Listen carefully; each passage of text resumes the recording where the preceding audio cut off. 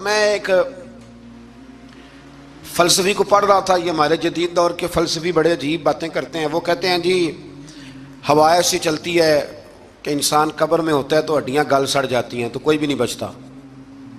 اور پھر آپ کہتے ہیں کہ کچھ کو عذاب ہوتا ہے کچھ کو ثواب ہوتا ہے. تو قبر کے اندر جب مردے چلے گئے تو آپ یہ بھی کہتے ہیں بعض لوگ کہ ایک قبر سے 70 اٹھیں گے تو ایک کو عذاب ہو رہا ہے ایک کو ثواب ہو رہا ہے. یہ کیا ماجرا ہے؟ ہمارے بزرگوں نے جواب دیا ہے. ہمارے بزرگوں نے یہ جواب دیا ہے کہ یہ ہوائیں یہ فضائیں یہ ساری اللہ کی قدرت ہے. ہر آدمی کو ٹھنڈ لگ جاتی ہے سردیوں کے موسم میں نے کچھ ایسے بندے دیکھے ہیں بلکہ کوئی مجھے کہے گا تو میں دکھا دوں گا ساری سردیاں سویٹر نہیں پہنتے پھر فوت ہو جاتے ہیں. اور کئیوں نے 6 پہنے ہوتے ہیں پھر بھی دانت کے ساتھ دانت بج رہا ہوتا ہے. وہ کہتے ہیں توبہ توبہ بڑی ٹھنڈ ہے. یہ بھائی آب و ہوا ایک ہی ہے لیکن وجود کے اثر قبول کرنے کے معاملات بھی اور ہی ہیں. یہی معاملہ قبر میں ہوگا.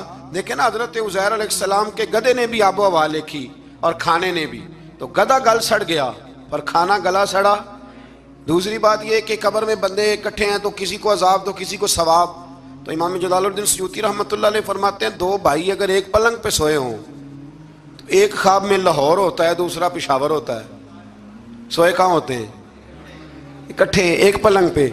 وہ ایک کہتا ہے میں رات کو لاہور تھا اور دوسرا کہتا ہے نہیں تو غلط کہہ رہا ہے میں تو پشاور تھا. تو ہوتے کہاں ہیں؟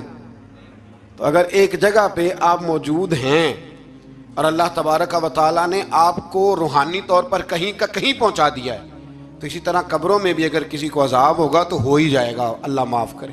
اور اگر کسی پہ رحمت ہوگی تو وہ بھی انشاءاللہ ہو ہی جائے گی. تھوڑا سا آگے بڑھتے ہیں. پھر اللہ تبارک و تعالیٰ نے نا اپنی راہ میں خرچ کرنے کی بات ارشاد فرمائی.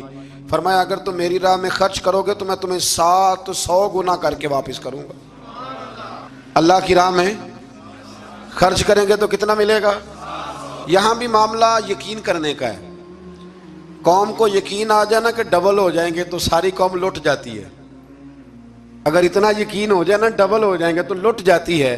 تو اگر یہ بھی یقین ہو جائے نا کہ 700 گنا ہو جائیں گے تو پھر بھی میرا خیال یہ ہے کہ قوم لٹنے کو تیار ہو سکتی ہے. لیکن وہاں لٹ کے برباد ہوتے ہیں. رب رسول کے رستے میں لٹیں گے تو آنے والی نسلوں کو بھی اللہ آباد فرما دے گا. اللہ آباد کر دے گا آنے والی نسلوں کو. تو میرے دوستو تھوڑا سا آگے جب ہم اس پارے میں چلتے ہیں تو اللہ تبارک و تعالیٰ نے 2 باتیں ارشاد فرمائیں. ایک تو ارشاد فرمایا کہ شیطان تمہیں نا 2 چیزوں کے بارے میں اکثر ورگلاتا ہے. ایک تمہیں کہتا ہے کہ کنجوسی کرو, فقر تنگ دستی ہو جائے گی اگر خرچ کرو گے, اور دوسرا تمہیں کہتا ہے بے حیائی کرو. اللہ نے فرمایا یہ 2 کام تم نے کرنے نہیں.